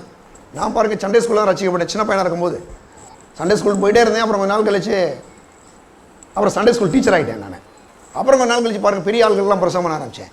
அப்புறம் அந்த பாஸ் சொன்னார், நீ இந்த மாதிரி ஊருக்கு போகணும்ப்பா, அங்கே போய் பாஸ்ட் ஆடணும் அப்படின்னு சொன்னார். பாருங்கள், அப்போ ஆண்டவர் பாருங்கள், இன்றைக்கும் கூட சின்ன சின்ன ஊழியங்களை நம்ம உண்மையாக இருக்கும்போதே கர்த்தர் பெரிய காரியங்கள் நமக்கு தேவன் செய்கிறார். பாருங்கள், இங்கே சொல்லப்பட்டிருக்கு, அவர் 2 தரம் கேட்குறார். 2ஆம் தரம் அவர் அவனை நோக்கி, யோனாவின் குமாரனாகிய சீமோனே, நீ என்னிடத்தில் அன்பாக இருக்கிறாய் என்றார். அதற்கு அவன், ஆம் ஆண்டவரே, உம்மை நேசிக்கிறேன் என்பதை நீ அறிவீர் என்றான். அவர், என் ஆடுகளை மேய்ப்பாயாக என்றார். ஆட்டுக்குட்டியை மேய்க்க தெரியாதவர்களுக்கு ஆடுகளை மேய்க்க முடியாது. உங்களுக்கு ஆடு வச்சு பழக்கிறதுக்குமான்னு தெரியல. எங்கள் வீட்டில் நிறைய ஆடுகள் இருந்துச்சு. ஆடு மாடு விவசாயங்கள் எல்லாமே எங்கள் வீட்டில் உண்டு. எங்கள் அப்பா ஒரு கம்பெனியில் வேலை செஞ்சாங்க. அமெரிக்கன் கம்பெனியில், அவங்களும் அமெரிக்கன் வேலை செஞ்சாங்க. நிறைய ஆடு மாடுகள், அங்கே ஆடு மாடு மேய்க்கிறதுக்கான ஆள்லாம் கூட வச்சுருந்தாங்க. சில நேரம் அந்த ஆடு மாடு படுத்துகிற பாடு பயங்கரமாக இருக்கும். அதில் இந்த ஆடு பார்த்தீங்கன்னா பயங்கரமான வெள்ளம் பார்த்துரும். ஆண்டவர் பாருங்கள் என்ன பண்ணுறாருன்னா, என்ன செய்கிறாரு, ஆட்டுக்குட்டியை மேய்க்கிறதுக்கு ஒரு ட்ரைனிங் கொடுக்குறாரு. ஆட்டுக்குட்டியை மேய்க்க தெரியாதனால ஆடு மேய்க்க முடியாது இல்லையா? அப்போ அங்கே ட்ரைனிங் கொடுத்துட்டு அப்படி என்ன செய்கிறாரு, ஆடை மேய்க்கும்படி செய்கிறாரு. அடுத்து சொல்கிறாரு, 3ஆம் தரம் அவனை நோக்கி, யோனாவின் குமாரனாகிய சீமோனே, நீ என்னை நேசிக்கிறாயா என்றார். என்னை நேசிக்கிறாயா என்று அவர் 3 தரம் தன்னை கேட்டபடினால் பேதுரு துக்கப்பட்டு, ஆண்டவரே, நீர் எல்லாவற்றையும் அறிந்திருக்கிறீர், நான் உம்மை நேசிக்கிறேன் என்பதையும் நீர் அறிவீர் என்றான். இயேசு, என் ஆடுகளை மேய்ப்பாயாக என்றார். திரும்ப சொல்கிறாரு, என் ஆடுகளை மேய்ப்பாயாக. நல்லா கவனிச்சிங்கன்னா, இவன் ஆண்டவரை நேசிக்கிறான், ஊழியம் செய்கிறான். சொல்கிறாங்க, அன்னைக்கு இருக்கக்கூடிய எருசலேம் சபையில் 50லேருந்து 1 லட்சம் பேர் இருந்தாங்களாம் சபையில். இன்றைக்கெல்லாம் நம்ம மைக்கெலாம் வச்சுருக்கோம் பாருங்க. ஆனால் என்ன விஷயம்னா, மைக்கே இல்லாமங்க, ஆச்சரியமாக இருக்குது. 1 லட்சம் பேருக்கு பிரசங்கம் பண்ணுறது பெரிய விஷயமா இருக்குது. எப்படி தான் பண்ணாரோ தெரியல பேதுரு. 50லேருந்து 1 லட்சம் பேர் பாருங்கள் என்ன பண்ணுறாங்கன்னா, அங்கே ஆண்டவரை ஏற்றுக்கொண்டு சபையில் இருக்கிறாங்க. ஒரு பெரிய பிஷப் ஆகிட்டாருன்னு சொல்லி சரித்திர வல்லுநர் சொல்கிறாங்க பேதுருவை. அப்போ நல்லா பாருங்கள், இயேசு அவரை தேடி போய் என் ஆடுகளை மேய்ப்பாயன்னு சொன்னார் பாருங்கள். அது எதுக்கு சொன்னார் தெரியுமா? அவர் மூலமாக ஒரு பெரும் கூட்ட மக்கள் இயேசுவை ஏற்றுக்கொள்ள போகிறார்கள். அது மட்டும் இல்லாமல் பாருங்கள், இயேசுவை நேராக சிலுவையில் வச்சு அடித்தாங்க. ஆனால் பேதுருவை தலைகளை சிலுவையில் வச்சு அடித்தாங்க. தலைகளை தான் அடித்தாங்க. ஏன்னா அவர் சொன்னாராம், சிலுவையில் அடிக்கும் போது சொன்னாராம், இயேசுவமாய் நீ என்னை அடிக்காங்க, தலைகளை வச்சு அடிங்க, அதுக்கு நான் நேராக வச்சு அடிக்கிற அளவுக்கு நான் தகுதியான கிடையாதுனாராம். பாருங்கள், அந்த மாதிரி தன்னுடைய உயிரவே இயேசுக்கு என்று கொடுத்தார். காரணம் எதுக்குன்னா, இந்த சுவிசேஷத்தை அறிவிப்பதற்காக தான். இன்றைக்கும் கூட தேவனுடைய பிள்ளையிலே இந்த உயிர்த்தல் நாள் அன்னைக்கு இயேசு பாவத்தையும் சாபத்தையும் வியாதியும் தரித்திரத்தையும் சிலுவையில் சுமந்து தீர்த்து 3ஆம் நாள் உயிரோடு எழுந்தார். ஆனால் அவர் ஒன்று நமக்காக செஞ்சுட்டாரு. இன்றைக்கி நம்ம என்ன செய்யணும்னா, அவருக்காக ஒன்று செய்யணும். ஆண்டவராய் இயேசுவை இந்த மனுக்குலத்துக்கு அறிவிக்க வேண்டும். அறிவிக்கிறது மட்டும் இல்லைங்க, அவர்களை ரட்சிக்கப்பட்ட மக்களை சபைக்கு கொண்டு வரணும். சொல்லுது, கர்த்தர் ரட்சிக்கப்பட்டவர்களை அனுதினமும் சபையிலே சேர்த்து கொண்டு வந்தார் என்று பார்க்கிறோம். சரி, அது அடுத்து பாருங்க, 4ஆவது பார்த்து முடிக்க போகிறோம். ஓகே, 24ஆம் அதிகாரத்தில் 24ஆம் அதிகாரத்தில் 26ஆம் வசனம், கிறிஸ்து விதமாய் பாடுபடவும் தமது மகிமையிலே பிரவேசிக்க வேண்டியது இல்லையா என்று சொல்லி மோசே முதலிய சகல தீர்க்க தரிசனம் எழுதின வேத வாக்கியங்கள் எல்லாவற்றிலும் தம்மை குறித்து சொல்லியவைகளை அவர்களுக்கு விவரித்து காண்பித்தார். அத்தருணத்திலே தாங்கள் போகிற கிராமத்துக்கு சமீபமானார்கள். அப்பொழுது அவர் அப்புறம் போகிறவர்கள் காண்பித்தார். அவர்கள் அவரை நோக்கி, நீர் எங்களுடனே தங்கியிரும், சாயங்காலம் ஆயிற்று, பொழுதும் போயிற்று என்று அவரை வருத்தி கேட்டுக்கொண்டார்கள். அப்பொழுது அவர் அவர்களுடனே தங்கும்படி போனார். அவர்களோடு அவர் பந்தி இருக்கையில் அவர் அப்பத்தை எடுத்து ஆசீர்வதித்து அதை பிட்டவர்களுக்கு கொடுத்தார். அப்பொழுது அவருடைய கண்கள் திறக்கப்பட்டு அவரை அறிந்தார்கள். உடனே அவர் அவர்களுக்கு மறைந்து போனார். நல்ல கவனிங்களேன், இங்கே எம்மா ஊருன்ற அந்த ஊர் வழியில் போயிட்டு இருக்கிறார். இது எருசலேம் ஒரு 7-8 மைல் தூரம் சொல்கிறாங்க. அந்த ஊருக்கு அவர் போயிட்டு இருக்கும்போது அவருடைய சீசர்கள் 2 பேர், நம்ம ஆண்டவர் ரொம்ப சுவாரஸ்யமான ஒரு ஆள் பாருங்கள். 2 பேர் என்ன பண்ணுறான், பேசிட்டு போயிட்டு இருக்கிறான். என்ன பேசுகிறான், அப்படி ஆண்டவரை நம்பி இருந்தோமே, இப்படி ஆகிப்போச்சே. ஏன்னா இயேசுன்னு சொன்னோன்னா நீங்கள் 12 சீசர் மட்டும் தான் சீசர் கிடையாது. அவருடைய டீமில் கிட்டத்தட்ட 100 பேர் இருந்ததாக சரித்திரம் ஒன்று சொல்கிறாங்க. 100 பேர் இருக்காங்க இல்லையா? 70 ஆண்களும் அதுக்கு பிறகு ஒரு 30க்கும் மேற்பட்ட பெண்கள் அதில் இருந்தாங்க அந்த டீமில். அப்போ அதில் அவர் தான் அந்த கிளையப்பா என்பவர். அவங்க என்ன பண்ணுறாங்க, போயிட்டு இருக்கிறாங்க. போகும்போது திடீர்னு இயேசு அவங்களோட அப்படி போகிறாரு. போன உடனே 2 பேரும் ரொம்ப துக்கமாக போயிட்டு இருக்கிறாங்க. இயேசு கேட்குறாரு, ஏன் துக்கமாக போகிறீங்க அப்படின்னு கேட்குறாரு. அவங்க சொல்கிறாங்க, இந்நாளில் எருசலேமிலே உண்டானது உங்களுக்கு தெரியாதா, நீர் அந்நியரோ அப்படின்னு கேட்குறாங்க. நீ வேறு நாட்டுக்காரரா அப்படின்னு கேட்குறாங்க. ஃபாரினரா நீர் அப்படிலாம் கேட்குறாங்க. கேட்டு சொல்கிறாங்க, இந்த ஊரில் பெரிய பயங்கரமான விஷயம் நடந்துருச்சு. என்னென்னா, இயேசு கிறிஸ்துவை நாங்கள் என்ன பண்ணியிருந்தோம், எங்களை கடைசி வரைக்கும் காப்பாற்றுவரை நம்பியிருந்தோம். ஆனால் திடீர்னு அவர் என்ன ஆகிட்டார், கைது பண்ணி ரோமர்களால் கைது பண்ணப்பட்டு அடிக்கப்பட்டு அவர் சிலுவையில் மறிச்சிட்டார். அவர் நிலைமை என்னாச்சுன்னே தெரியல அப்படின்னு சொல்லி ரொம்ப துக்கமாக போயிட்டு இருக்கிறாங்க.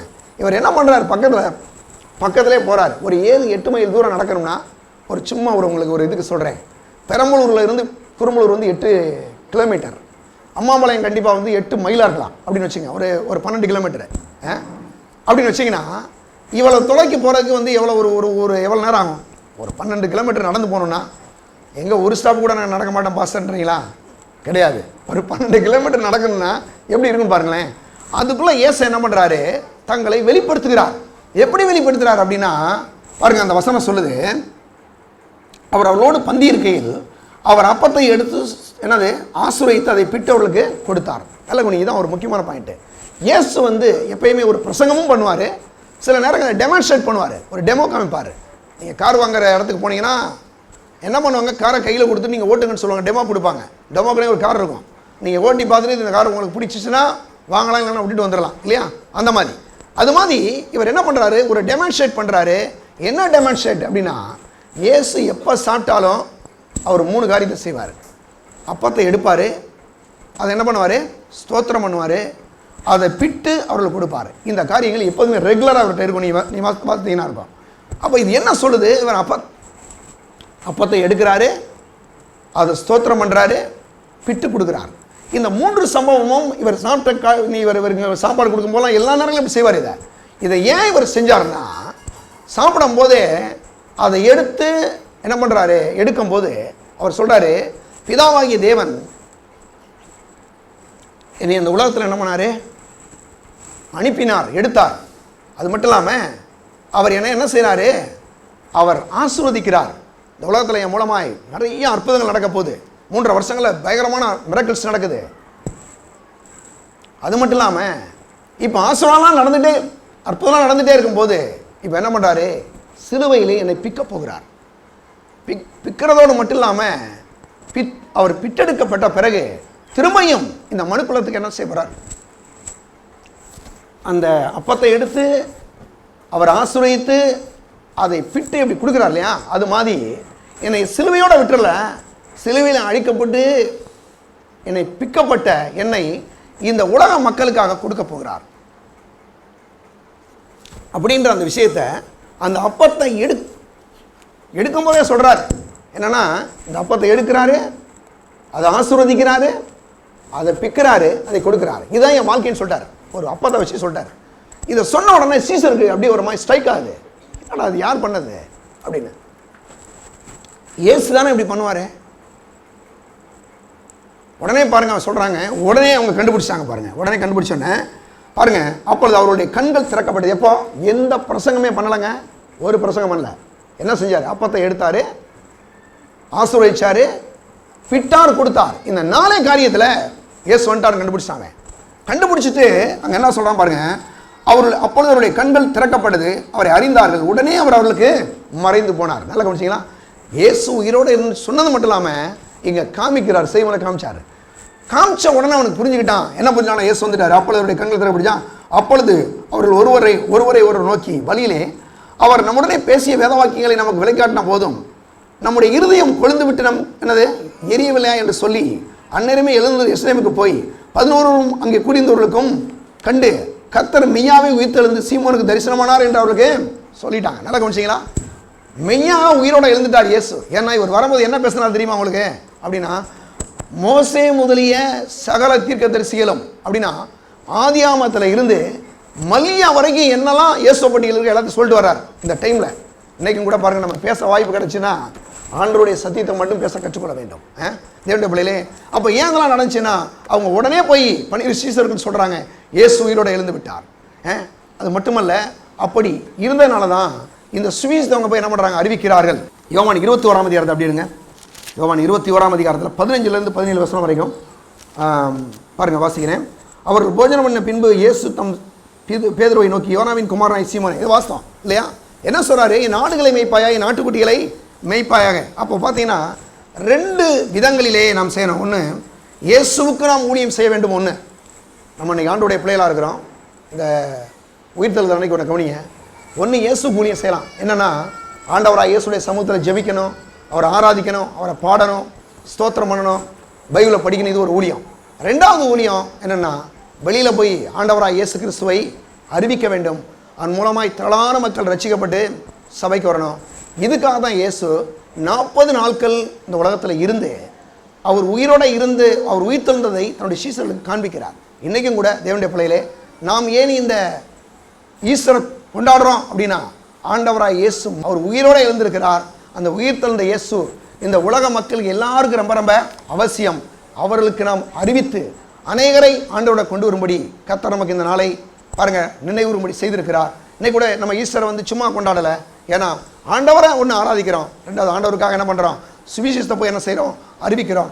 இன்றைக்கி நம்ம பேதுருவுக்கு மட்டுமல்ல, எம்மாவூர் சீசருக்கு மட்டுமல்ல, மகதலேனா மரியாளுக்கு மட்டுமல்ல, இங்கே உட்கார்ந்துருக்க எல்லாருக்கும் ஒரு பொறுப்பு இருக்குது. ஒன்று முதல்ல ஆண்டவரை ஆராதிக்கணும், ரெண்டாவது என்ன பண்ணுங்க, ஆண்டவரை பற்றி சுவிசேஷத்தை அறிவித்து அநேகரை கொண்டு வாருங்கள். கர்த்தர் உங்களை ஆசீர்வதிப்பார். எல்லாரும் எழுதி நிற்போம், ஜெபம் பண்ணலாம். பரலோக பிதாவே, உம்மை ஸ்தோத்திரிக்கிறோம். அந்த உயிர்த்தெழுந்த நாளுக்காய் நன்றியோடு ஸ்தோத்திரிக்கிறோம். எங்களுக்காக சிலுவையில் அடிக்கப்பட்ட ரத்தத்தை சிந்தி மரித்து 3ஆம் நாளில் உயிரோடு எழுந்து, இயேசுவே இந்த நாளில் ஆண்டவரை எங்கள் ஒவ்வொருவரையும் ஆசீர்வதிக்கும்படியாக சாத்தானையும் அவனுடைய எல்லா தீமையிலையும் வெற்றி சிறந்தேரே. அது மாத்திரமல்ல ஆண்டவரே, எங்களுக்கு உம்மை குறித்து அறிவிக்கக்கூடிய சுவிசேஷத்தை அறிவிக்கக்கூடிய அந்த ஸ்லாக்கியத்தை கொடுத்தீர் ஆண்டவரே. ஆமாம் ஆண்டவரே, இந்த நாளில் எங்கள் ஒவ்வொருவரையும் அப்படிப்பட்ட ஊழியத்துக்கு அழைத்திருக்கிறபடியால் உம்மை ஸ்தோத்திரிக்கிறோம். ஒவ்வொருவரையும் அபிஷேகத்தை எடுத்து பயன்படுத்துவீராக, உம்முடைய பிள்ளைகளை ஆசீர்வதிப்பீராக. இயேசுவின் நாமத்தில் ஜெபிக்கிறோம் பிதாவே, ஆமென். நம்முடைய கர்த்தராகிய இயேசு கிறிஸ்துவின் கிருபையும் பிதாவாகிய தேவனுடைய அன்பும் பரிசுத்த ஆவியானுடைய ஐக்கியமும் இப்பொழுதும் எப்பொழுதும் நம்மோடு கூட இருப்பதாக. ஆமென். இயேசு ராஜாவுக்கே ஜெய், இயேசு ராஜாவுக்கே ஜெய், இயேசு ராஜாவுக்கே ஜெய். கர்த்தர் உங்களை ஆசீர்வதிப்பார். எல்லோருக்கும் எங்களுடைய உயிர்த்தலுடைய வாழ்த்துக்களை தெரிவித்துக் கொள்கிறோம். கர்த்தர் உங்களை ஆசீர்வதிப்பார்.